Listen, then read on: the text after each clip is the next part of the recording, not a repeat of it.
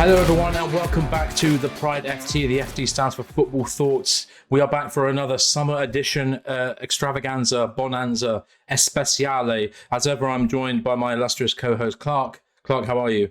All good, man. Bloody stressed out today, but you know what? We're here to chat shit, and that is what we're good at. So Exactly. we'll get straight into it. Well, I'll say straight into it, actually. Thank you for all the subscribers lately. Just wanted to say that on the podcast because we said it on the old update during the week. Thank you for all the subscribers. Please like and subscribe, comment, and all that good stuff. Before we start, actually, Bo, you good? How's Bo?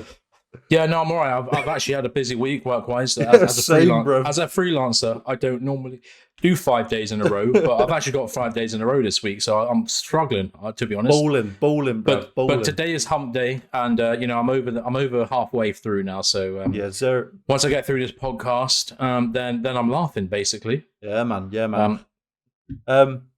Should we start? Pochettino. It's gonna be a very Pochettino-centric podcast, by the way. Yes. Because there's lots been said. So do you want to start us off? Yes, I'll start us off by saying that we have 18 days until our first Premier League game of the 23-24 season. By the way, I try to remind everyone that that's what's happening. So get excited, you mother effers, because I honestly can't wait.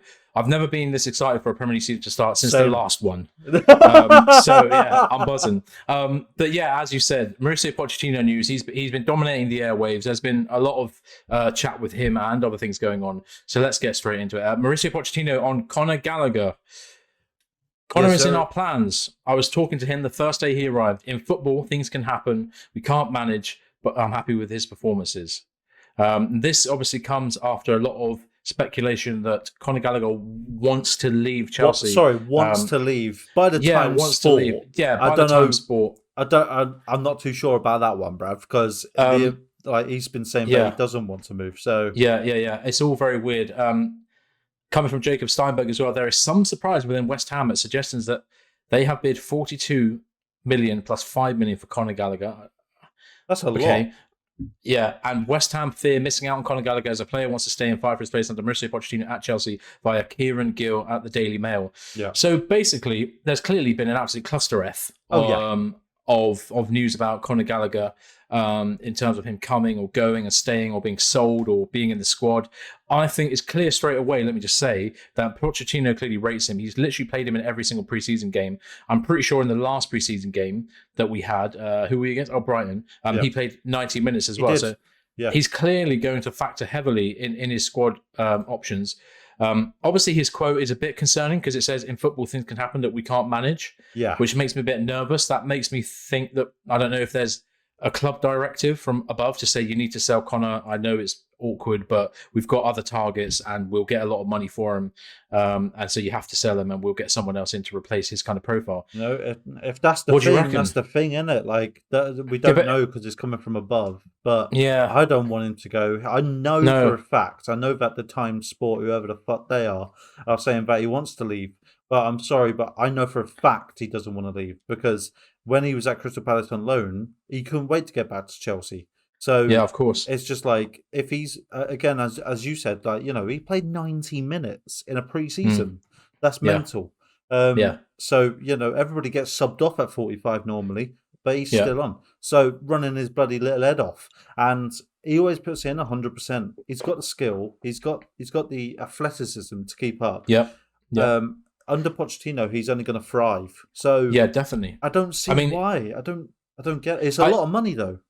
It is a lot of money, but I just think but who are you going to get that's going to replace what he brings? Like, you've got to remember, the thing with Gallagher the thing with Gallagher that's so good is it's the intangibles, isn't it? It's the connection with Chelsea. Unlike Mount, he actually is a Chelsea fan, and his family are actually Chelsea fans. Again, he's been there for years, and I think he brings. As you said, he brings unbelievable endurance. Yeah. I've seen the pictures of him in training. Go on. I was just to say, I've seen the pictures of him in training, and the guy is so vascular, it's unreal. Yeah. Like you look at his arms, his legs, but I've never seen fucking arteries arteries so pronounced on someone's legs. Honestly, right. he is in unbelievable shape. And it's not only, how fit and sexy he is. I mean, in good shape he is. But he brings the skills to match. And I really feel like he could provide so much for us this season. Definitely. I was going to say, if I summed him up in one word, it's solidarity. Because he's solid in his performance. He's solid as a blue, and I think he's solid in midfield as a whole anyway. I don't see what's the point of getting rid of him. I mean, it's 40 odd mil, but if you're going to replace him, you're looking at 80 mil, 60, 70 mil plus to replace him. So to replace him, and to replace him with someone that potentially wouldn't want to be there, potentially wouldn't put in 110%. Yeah, potentially also, everything. Potential's everywhere. Yeah, exactly. And also, Connor. I keep getting his name wrong. Also, Connor will be a type of player based on his position, who would probably understand not playing every game. Yeah, you know what I mean. Like this would be his first full season at Chelsea. Was he in the squad? No, he was. Season? Yeah.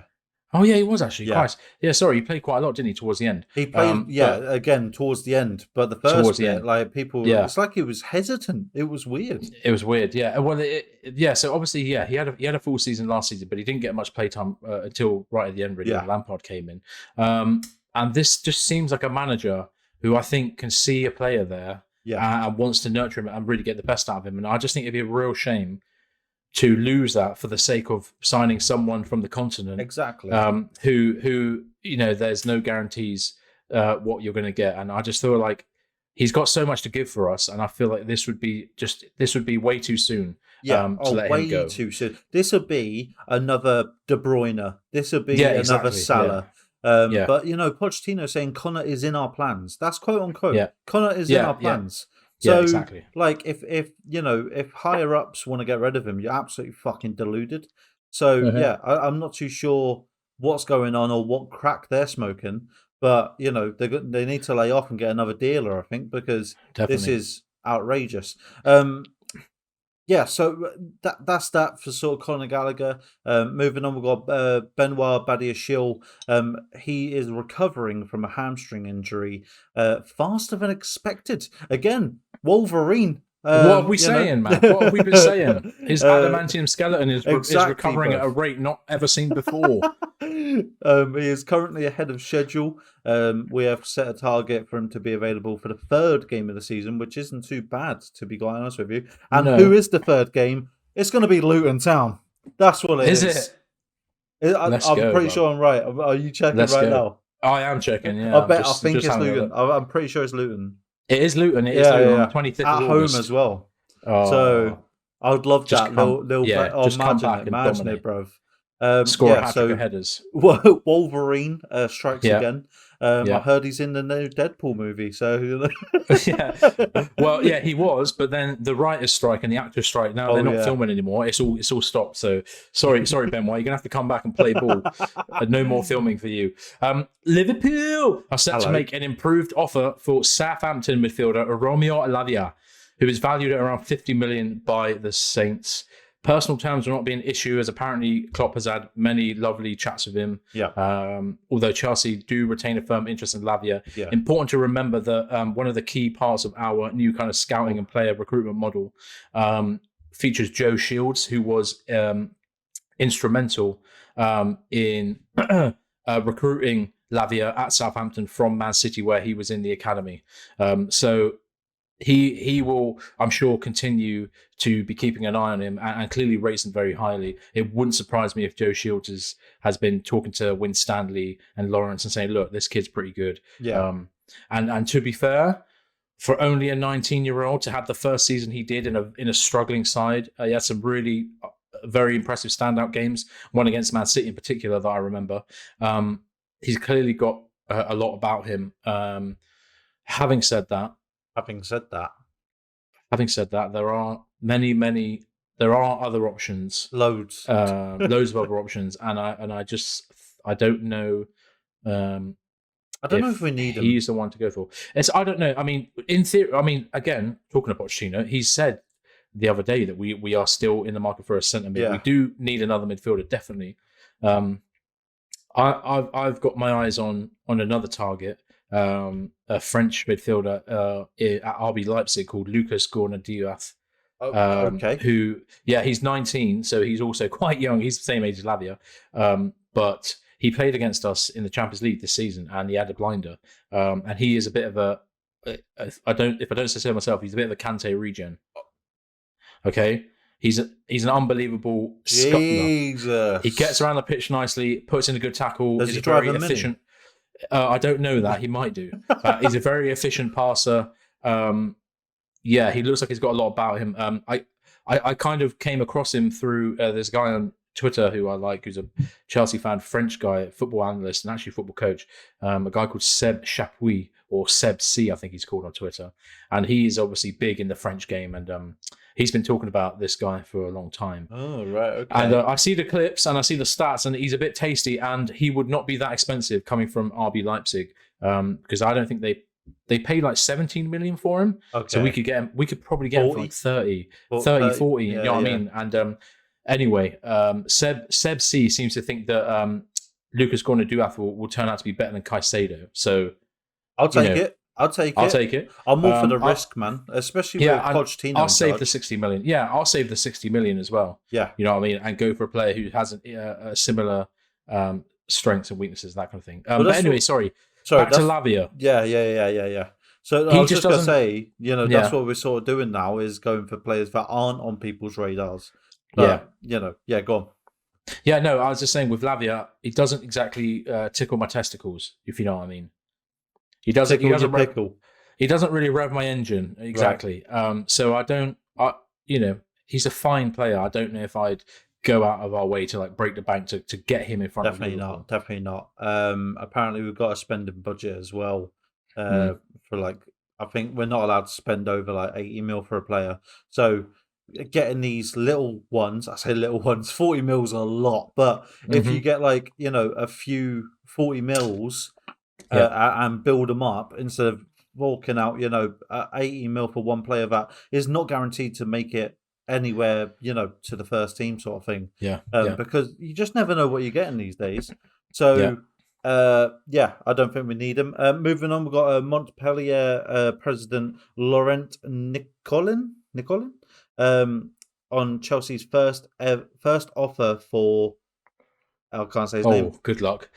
I'm going to go for Elia Wahi. Okay, we'll go with that. They said the amount proposed was not up to our expectations. Now, the opening offer was 25 million, including add-ons. So if that's not up to their expectations, is he getting overrated, sort of like by his team? I'm not too sure. Apparently, according to other sources, according to them, his contract buyout is 35 mil. So we're not far off. I mean, with 25 mil and add-ons. Yeah. An interest, again, a player that literally none of us have ever heard of, obviously. Apparently scored, I think he had a really good season last season, goal scoring wise. Statman Bo. Yeah, exactly. Let me have a look. He played 33 games and scored 19 goals, which is not bad for a player who is 20 years old. And so obviously, that will kind of prick your ears up and get your attention. I've again from Seb C, because he's a French football expert.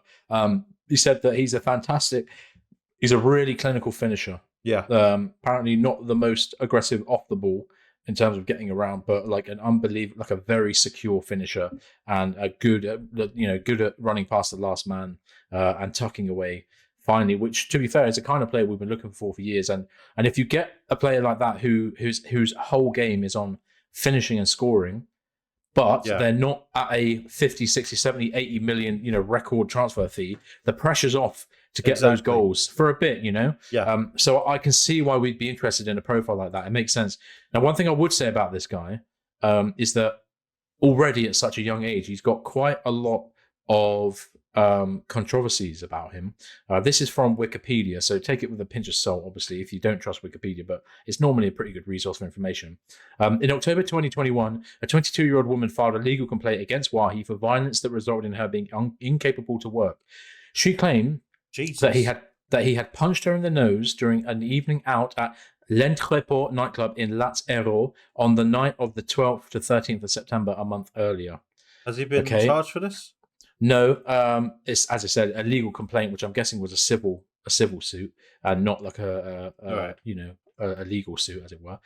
In November 2021, it was revealed. This is another one. In November 2021, it was revealed by investigative reporter Romain Molina that while he had been expelled from Caen's Youth Academy, so that's the club he kind of came from or was part of in his youth career anyway, which is a very famous one that I think they produced like. Think of like all of the big names in French football. They've probably got a hand in it. Mbappe. Yeah, why not? Probably. He was expelled from Caen's Youth Academy for allegedly pressuring secondary school students to masturbate in front of him in the bathrooms. Okay. So anyway, no so thanks. so I was going to say, so he comes with a bit of baggage in terms of PR, and obviously, clubs nowadays are so aware of bad PR and keeping things PG and nice that I don't know if it's worth the exposés when he joins them. No. But as we know in football, if people want a good player, they don't really seem to care too much about their past and what they've done. We have had so much drama in the last 2-3 years. I know. I want to chill out this year, man. Yeah. Like, don't come at me with that fucking what's his name? Let's just get a nice, Benjamin Mendy shit. I'm not asked. It's not EastEnders, No. So anyway, something to be aware of, but that definitely put me off, and I think.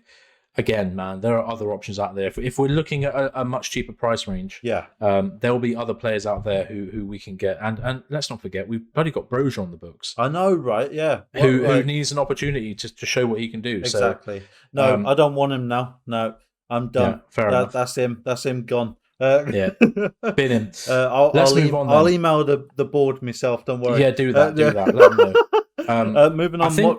Go on. Yeah, sorry. I think Winstanley and Lawrence are on Twitter, so you just tweet him and say, "Come on, bro, this ain't it." This guy ain't it. It can't be it. Right, you got the next story? Yes, Mauricio Pochettino on Reece James, Reece the Beast James. Yeah, he is one of the options. I think he feels Chelsea. He came from the academy. He was someone who can be a captain of the club. This is via Scott Trotter on Twitter. Good name, by the way, Scott Trotter. So clearly this is in reference to club captains. We still don't know officially who it is after Aspi left for Atletico about probably a few weeks ago now. I think Reece is definitely a good candidate. I'm pretty sure Reece himself spoke about the idea of being I was just going to say, so I put this in the notes because I wanted to speak about it a little bit.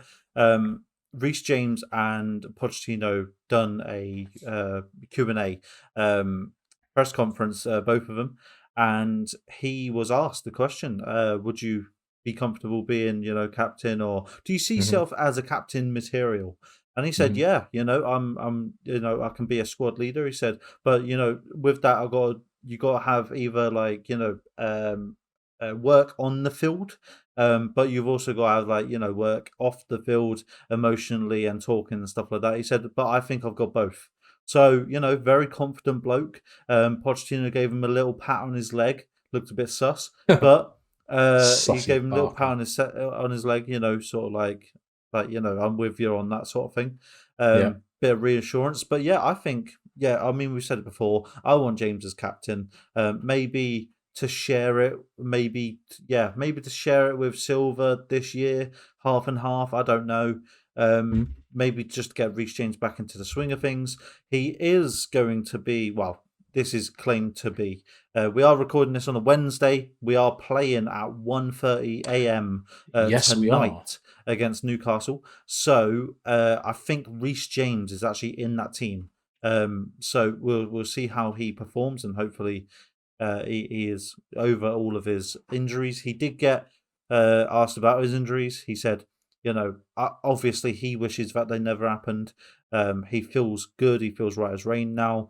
They said, sorry, right, but some of these journalists have the most stupid questions. They're like, they go, oh yeah, so do you see yourself having, this is I can't remember verbatim, but he said, do you see yourself having many more injuries this year? And Reece James I don't fucking know. Yeah, how the fuck's he supposed to know? How am I meant to know that? He literally said it in the most nicest way. He goes, well, if I could see into the future, I could tell. I was like, what a obviously. stupid question. That's like, will I get hit by a bus tomorrow? Probably, but probably not. Like, it's one of, like, I don't know. Yeah, Like, I'm aiming not to be hit by a bus tomorrow, but if it happens, it happens, but I if a guess. bus is in my way, it Jesus makes Christ, so no sense.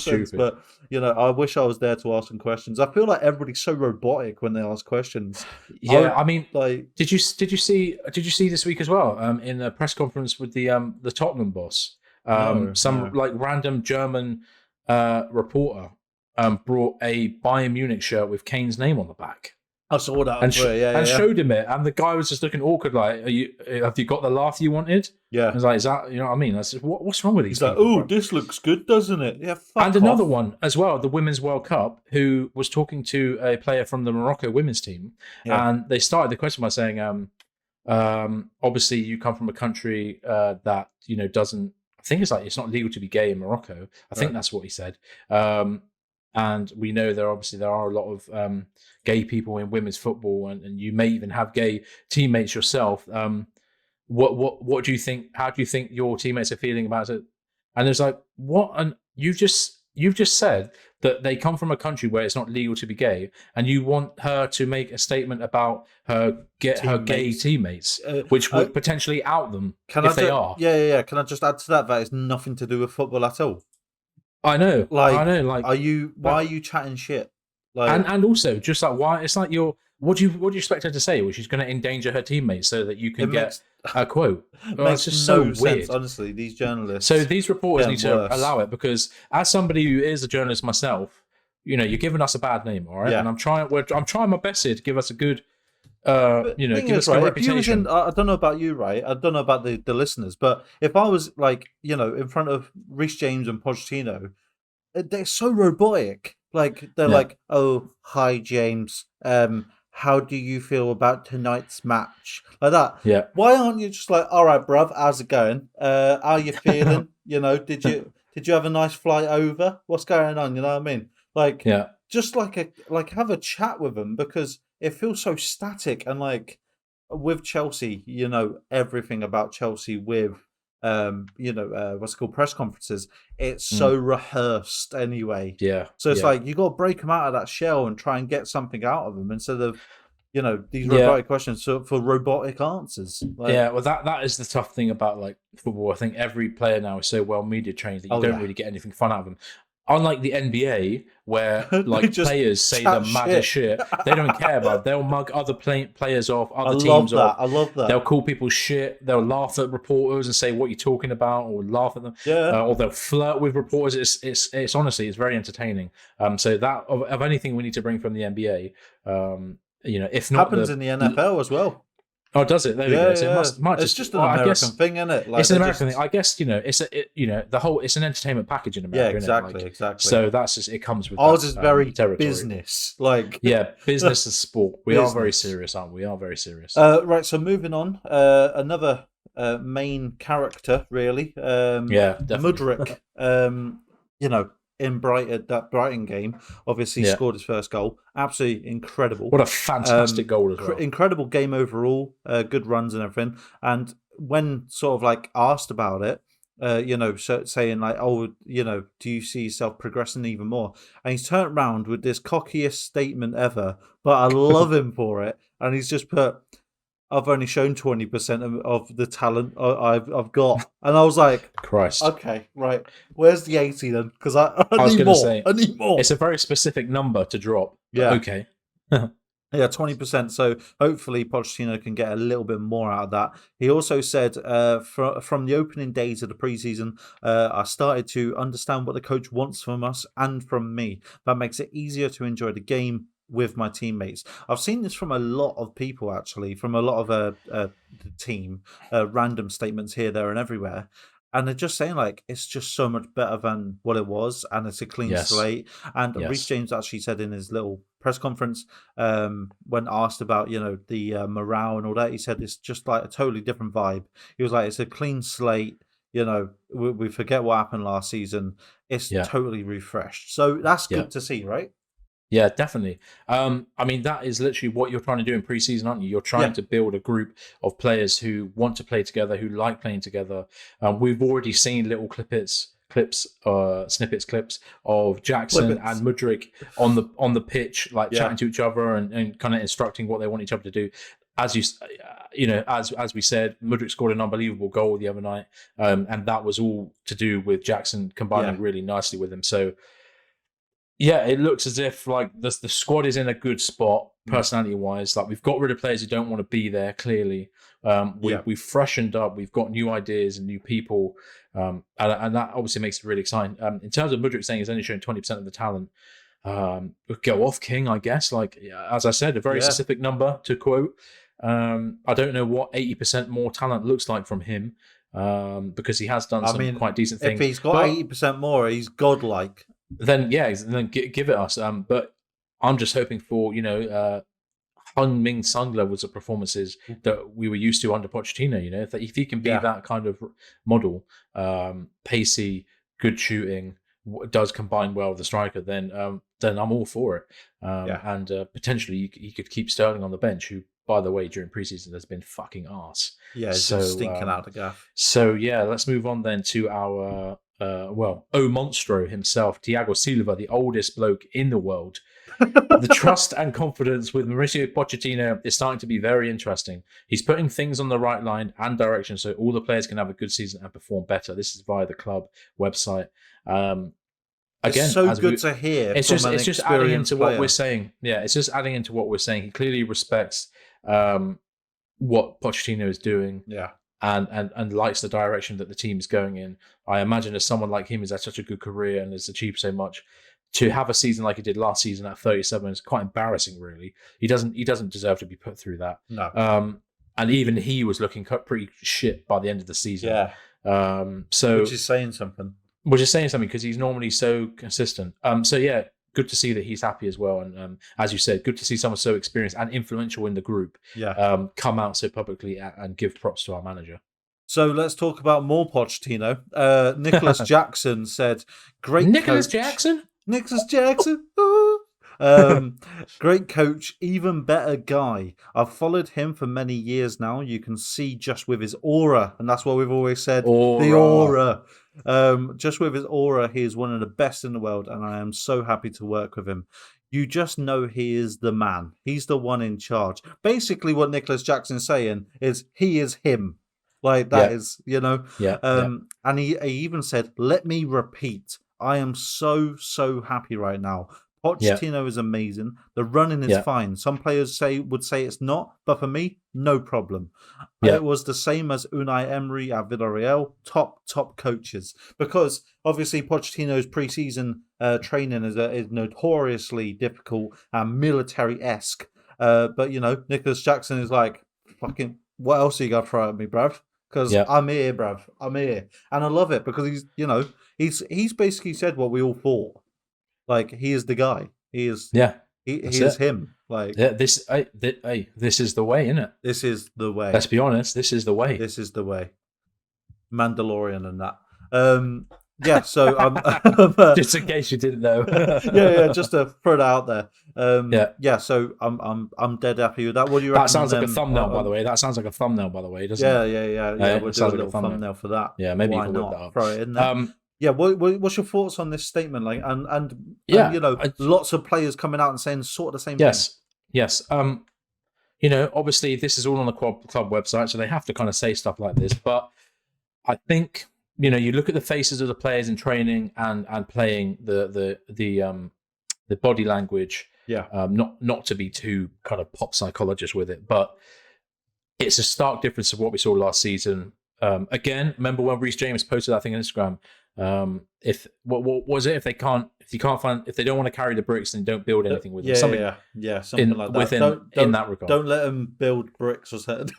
Yeah, exactly. Bricks, build bricks, and let them do it. Cement. I don't know. Cement, concrete mix, shingles. Anyway, so he did something like that. He said something like that, and that was clearly a hint at squad unrest and players there who don't want to be there and would just not really turning up week by week and still making probably over $100,000 a week. So that's fine.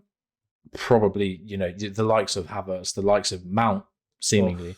I can't believe, bro, how sour it feels to say that name now. I never thought it'd get this bad, but anyway. You know what? I'm sorry, but I watch like Sidemen and that, right? Mini Yeah. Minter recently done a video giving Toby 30 gifts, and one of the gifts was a Man United shirt, the new one, with Mount 7 on the back. And I was like, no. I was like, oh, I might have to unfollow here. Isn't Mini Minter, isn't he a Chelsea fan as well? No, he's Leeds. No. Oh, which one's the Chelsea fan? Harry, of course. Yeah, Harry. Rochershaw, yeah. Official. Chelsea have agreed a multi-year partnership with online trading and investment services provider. Boring. TMGM, which becomes the club's official regional online forex and trading partner in Asia Pacific. I looked up TMGM. Did you hear that? No one cares. No, yeah, literally crickets. Trademax Global Limited literally sounds like a joke name in some fucking random film. It's literally, that's a laugh. Anyway, they're not going to be our front of shirt sponsors. No. So don't get excited. Also, I want to say, as I looked at their address, right? Listen to where they are, right? Level 28, I'm going to do this in Australian accent. Level 28, one international tower, and listen to this name. Barangaroo, Sydney. Fuck off. Yeah, Barangaroo, Sydney. That is not a real name. Hello, welcome to Barangaroo, Sydney. Welcome to TMGM. A town or a city? No, that's in Sydney. That's just like a part of Sydney, I guess. What the fuck is that? So anyway, but that's the kind of names they've got out there. It's one fun. International tower. Yeah. Like, tell me that's not bloody what's it called? Bloody money laundering. Yeah, true. Literally, one international tower. Like, it's a random Chinese takeaway, isn't it? Let's be honest. Anyway, yeah. So we have to mention it because it is important for the kind of commercial side of our club. But of course, it's like the most boring company and the most boring thing in the world. Absolutely. And if it's not on the front of our shirt, then we don't care. So let's move on to the next story. Chelsea have made a first offer of less than 45 million euros, including add-ons, for Crystal Palace's Michael Olise, who is seduced by the Chelsea project. It's probably because we go with them strippers. But you know, where are these strippers? Where are these Chelsea strippers? So do we want him? He's a baller, bro. I can't lie. He's an absolute key chance creating machine. One thing I've seen a lot of people say recently, which is so true. At the moment, bro, if I think about some of the players we're linked with, we've got Mohamed Kudus from Ajax, who also had a very good season last season, scoring lots of goals in like a centre attacking mid role.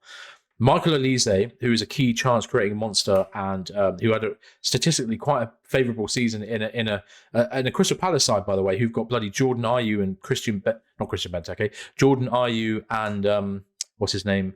Odson Edouard and Jean-Philippe Mateta up front. Yeah. Not exactly the most potent of strikers. And his stats still looked lovely. And who was the other bloody player we were talking about just a minute ago? Not Wahi, bruv. Not him, bruv. There's another one. Wait for it. Oh, Ryan Shirky. Obviously, still interested in him as well. And it's very, very nice to be in a position where I look at all three of those players and I'm like, bruv, sign them all. I want them all. I'll take them all. They're all good players. They're all ballers. They're all of a good age profile. I'm happy with any of them. So that's nice. No more Zappa Costa. No. Bullshit. I'm sorry. Sorry, mate. You scored a good goal on your debut, but you're a twizzle and you were shit. So we don't have to worry about that kind of stuff anymore. We only look for ballers, and I'm happy with that. We only accept ballers here, bro. Exactly. I don't want to get too much into it because it's transfer talk, but I would be very happy with the signing, and it'd be interesting to see where he would fit in. Having said that, we do have like 200 million right wingers with a left peg on the books, and he would be another one. So yeah, something worth keeping an eye on there. Lazio are now in advanced talks to sign Callum Hudson-Odoi. Negotiations are progressing well. Take him.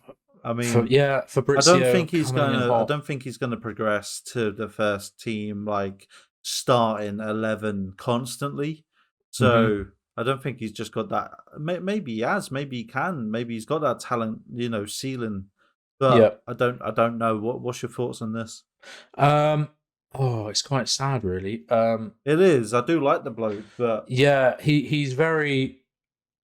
Again, that injury just completely killed his momentum. He had that fantastic season where he's kind of coming in towards the end of Sarri's season as an 18-year-old, 17, 18-year-old, and he looked really tasty, man. I remember him in that preseason, that tournament, absolutely burning fucking Hector Bellerin for pace. And I was like, wow, this guy's quick. Yeah, and then he got that bloody Achilles injury, for God's sake. And then it killed him a bit, unfortunately. And he's never really looked the same since, which is a real shame because I actually think he doesn't need his pace as much as other players do. He's actually a really good passer and combiner. The only thing that I used to get annoyed by him with, particularly, was his finishing. Like he used to have this really weak shot on the edge of the box when he used to get into good position, which used to be quite frustrating. Yeah, which is something he needed to work on. And it is tough in football. You don't get much time unless you're Christian Pulisic to prove yourself. And he just didn't get a lot of time, unfortunately. And the loan last season at Leverkusen was supposed to kind of bring out a kind of, Sancho at Dortmund type of season out of him, where he could be very creative and combine for a lot of goals, and it just didn't work out very well. So it is tough, isn't it, to see where he comes in, especially with this new regime now who don't kind of have that connection with him because he's not one of their kind of products from the academy. So, it'll be sad to see him go, similar to Loftus-Cheek for me, as somebody who had a lot of potential and could have done really amazing things. But you know what? Lazio, not a bad bloody club. No, not a bad club to go to. Obviously in Rome, which is nice. They do have quite a Nazi-fied fan base, which is a bit cringe. Oh, I can't lie. There is a big kind of contingent. A lot of people call them Nazio, so take that for what you will. Right. Okay. Yep. I mean, legally speaking, I can't say that they do have lots of Nazis in their fan base because that's probably libelous. But I have heard it on the grapevine. And as I said, people on Twitter do call them Nazio, which does make me laugh. And so, I'm sorry. Pinch what's your Twitter? soul. I don't know what Twitter is. Oh, sorry, not Twitter. I mean X.com. Yeah. There we go. Yeah. Don't be searching for X videos. No, don't. Please don't. You'll get in trouble. By the way, sorry. But what I was saying as well, that apparently the deal was not entirely done with Lazio because Chelsea would prefer him to go to a Premier League club for some reason. I don't understand why, but that's what I've seen. What a load of bollocks. That's like the worst thing to do. Yeah, exactly. I know. Absolute idiots, honestly. Last story, there's probably loads more, but we don't want to be talking about for about 17 hours. We are in talks with 6 sponsors for the front of the shirt, but no one knows what ones. And this is just all speculation again. I mean, it could be a bloody corner shop down the road. So you just don't know. That'd be lit. I would love a McLaren or a Coca-Cola. I just want a cool bloody logo, man. Yeah, man. Don't come at me with all this Yokohama tires bollocks, bruv. I want a cool logo and something like people know. I'm a bit gutted about Paramount Plus, honestly. I think Premier League has really soured it with that because they played us. It's nothing to do with them, really. I mean, what? So we can't advertise a streaming service, but all these other clubs can advertise gambling services. Are you mad? So anyway, 6 sponsors. Have you got any news about you? I'm guessing you just searched it. I've looked around, but nothing really more concrete than that. It's just as you say, it's just hearsay. Who knows? I'm still stuck on McLaren, to be honest. Since I've seen the mock-up. Oh mate, honestly, I can't believe that mock-up came out a day after I said it. I know, and it looks so tasty, and it'd be great to have it, but we just have to keep being patient. And I love Lando Norris, man. Oh, it'd be so good. Anyway. Anyway. So we'll see. We'll keep an eye out for that, of course. Hopefully we'll have some news about that soon, and it'll be a massive deal, £90 million a year, Jeez. and we'll sign whoever we want.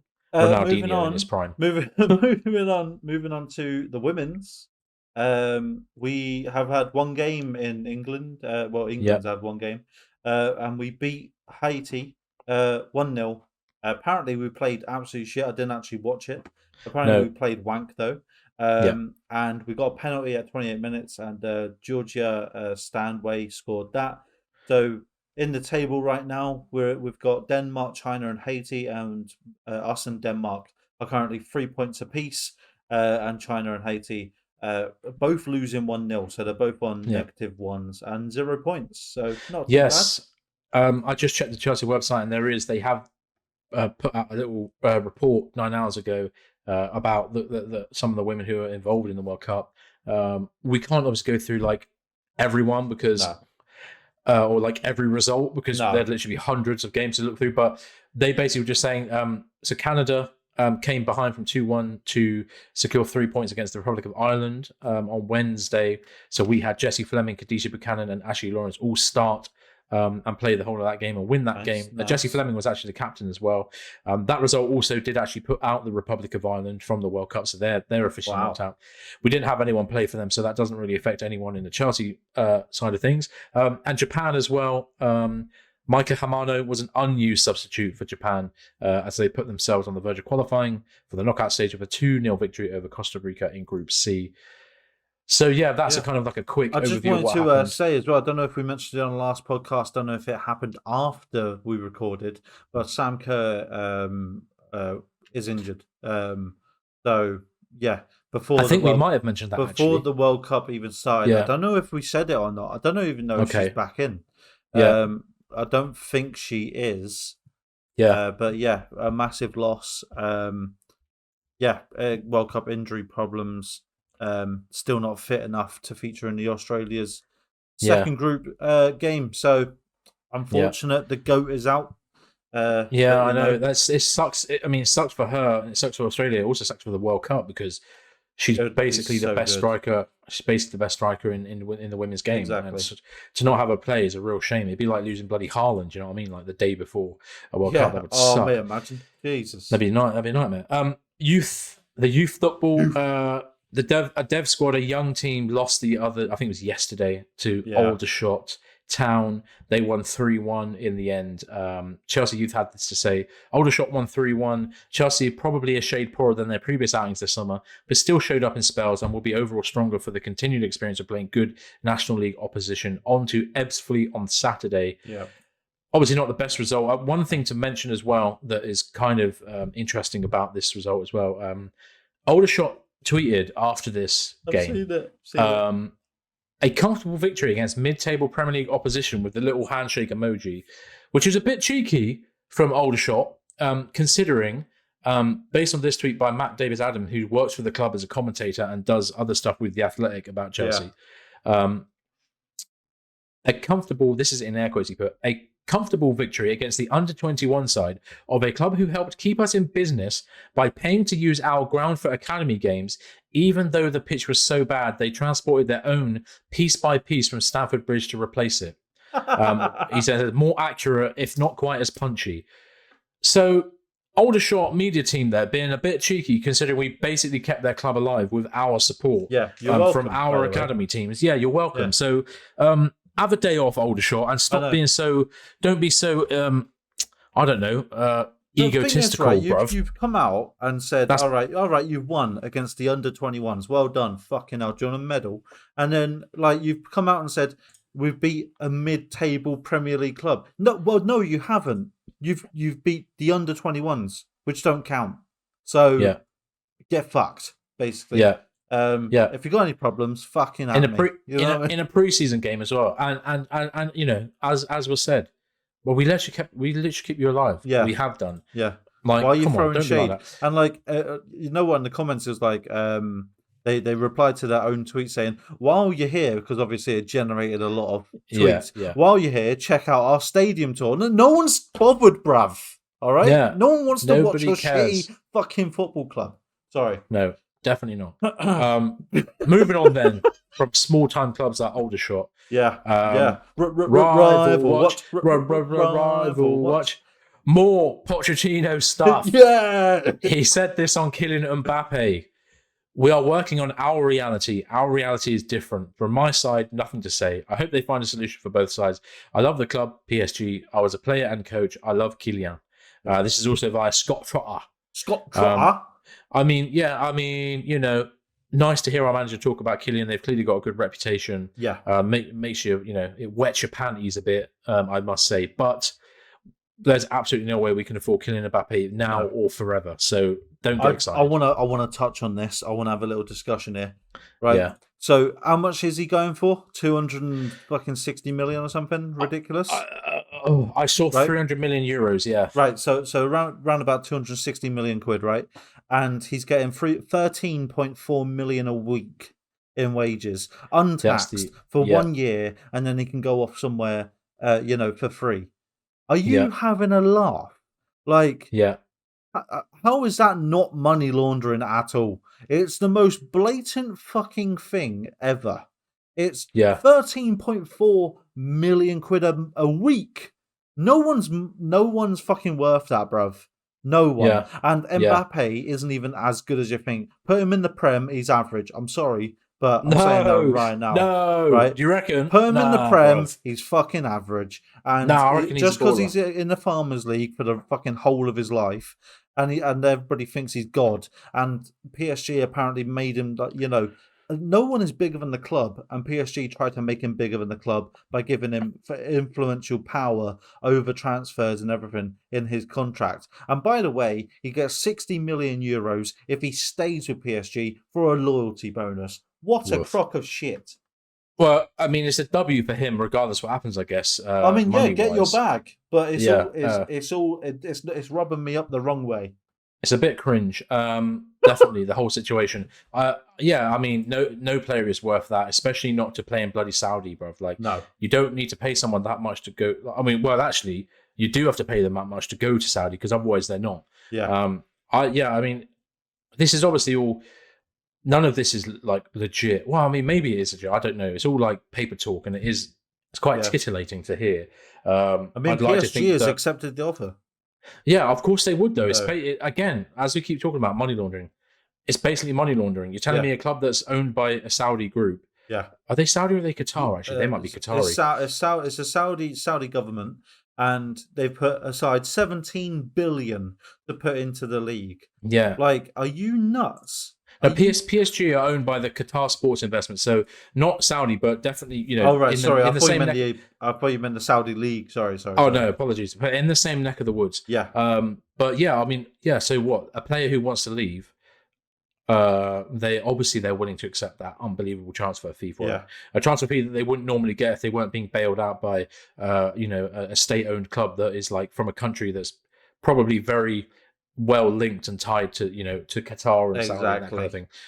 So yeah, the whole story is pretty gross. I'd hate to see it happen. It would be like it would make me want to. We need some rules. We need some rules here. Yeah, we need FIFA to come out and say there's a cap on spending. No one is worth over 100 million, and to get up into the rankings, there's certain rankings, certain stats that you have to hit before you are worth something. So going up in like 10 million maybe or 5 million increments, and just being like, okay, you scored 20 goals this season, you're worth 80 mil. You scored 30 goals this season, you're worth 100 mil. Like stuff like that. And there's no one higher than 100 because I'm sorry, it's getting fucking ridiculous already. Yeah, it's a weird one, isn't it? Because like the thing is with like transfer fees, it's just down to like what the buying club is willing to pay, and it's really about how far does that go, based on how much does that club need that player? Exactly. So yeah, it's a whole strange situation. I will have to say though that Kylian Mbappe, if he were in England, would ball out. I just got to say that the guy's fair enough. He scored a hat-trick in the World Cup final, man. They were so close to winning. He's a good player. And he does score some bangers. He does score some bangers. Let's move on to other world-class players. Henderson, Jordan Henderson. Jordan Henderson is leaving Liverpool to join Al Ettifaq, Steven Gerrard's Al Ettifaq, for £12 million. Yeah. Again, no chat about Saudi clubs unfairly buying out washed players from England like people were giving us. You can take the washed ones, bruv. Yeah. Don't try and take fucking how old is good Mbappe? ones. 23? 24, yeah. 24. Like with heaps of experience and progression ahead of him. Buy our bloody 30-year-olds, bruv, because no one's asked. Yeah, but I just want to say that. But again, interesting how no one's bothered about Liverpool taking money for a Saudi club to transfer one of their older players. After them saying, we don't do that. Exactly. So I just, we just got to keep people honest, got to keep people humble. Obviously, this does also call into question his kind of reputation a bit as well, because he's been a leading proponent of like the LGBTQ stuff that the Premier League's been doing over the last few years as well. They won't have none of that. And then to go to obviously to a Saudi club and to join for the money is kind of in direct opposition to him being so like vocal about that kind of stuff. So, I guess everyone needs to make their cash, but just goes to show that nobody really believes in, or not as many people believe in this stuff as you might think they do. In money the game. over everything. Clearly. Tottenham's owner Joe Lewis has been indicted in New York for alleged insider trading. Ooh. Yeah, I mean, this is so weird because Tottenham are a mess. Because I mean, literally, their sporting director Palatici has literally just been accused of like match fixing scandals or not match fixing scandals. Sorry, it was like accountancy fraud, basically at Juventus when he was there before he went to Tottenham. And I think he's in trouble for that. I think he might even be banned from like European football. Jesus. By UEFA. So they're having a crazy time. The people they're hiring. But they won a people cup. Owns them weird. They won the Tigers Cup. Hey, the Tigers Cup. And that can go straight into their trophy cabinet to keep the dust company. Yeah. But no, interesting story though. This with Joe Lewis. I mean, quite serious accusations being made against him. Be interesting to see how that develops. Again, though, as a Chelsea channel, we have to say, surely this means he doesn't fit the good and proper ownership kind of benchmark that the Premier League sets. If he's literally performing illegal financial moves allegedly, and surely that means that Tottenham now need to be sanctioned. Transfer sanctioned. I'll get on the phone to old bloody Sadiq Khan, bruv. You know what exactly. I mean? Well, I don't know if he has anything to do with that, but fuck it, get in touch with him as well. See what happens. Whoever's the head of FA, get on the phone with them and be like, "Look, lads, hello, mate. What do you think of Tottenham?" Yeah, exactly. They're shit. What do you think of shit, Tottenham? Thank you. Anyway, just another thing to keep an eye on. Let's see. I want to see them get sanctioned ASAP. All right. Yeah, ASAP. But it won't. But it won't happen. We know it won't because they're not the Chelsea. No. Right. So moving on to a really bad injury. Yeah. I was going to say something else. Let's just go bad injury. Wrexham was against Man United. It was Man United, wasn't it? It was, yeah. Yeah, and they beat them 3-1, which is great. Fuck Man United.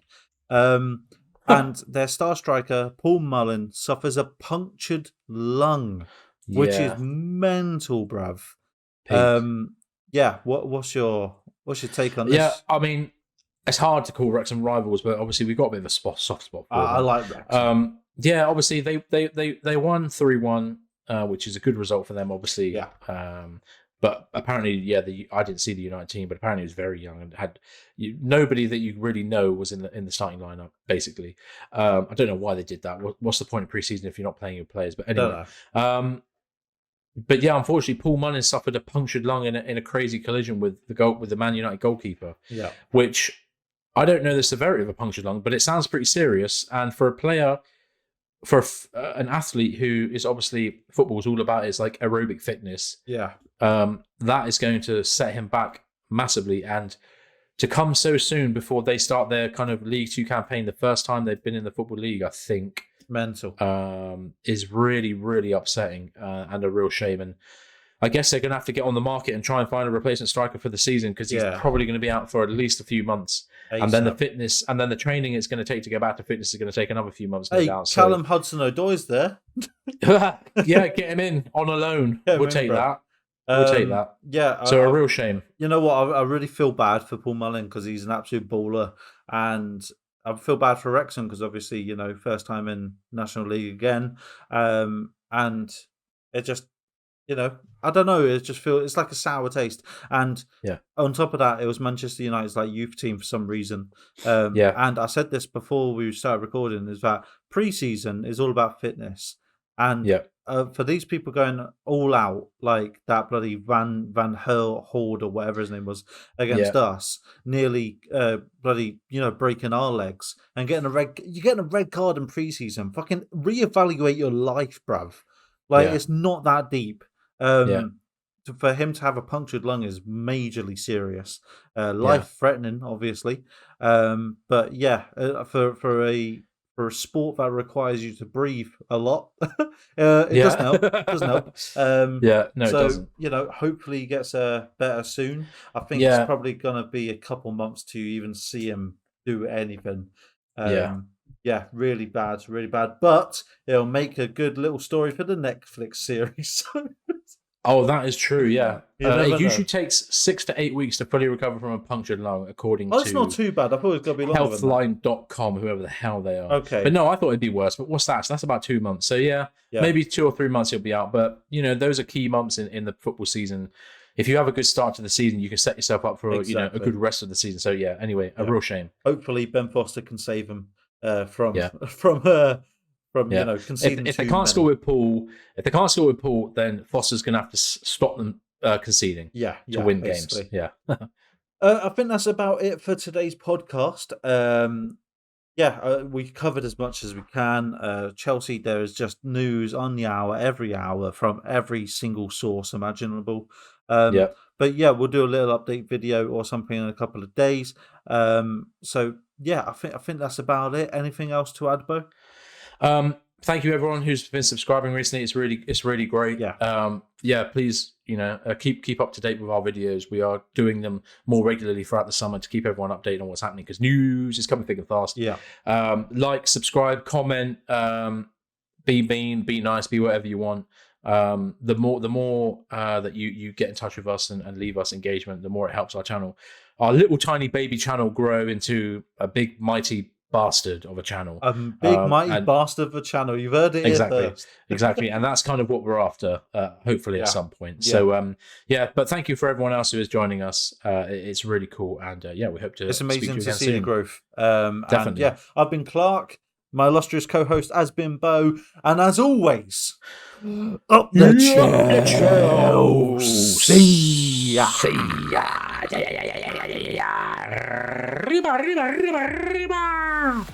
Thanks for listening to The Pride.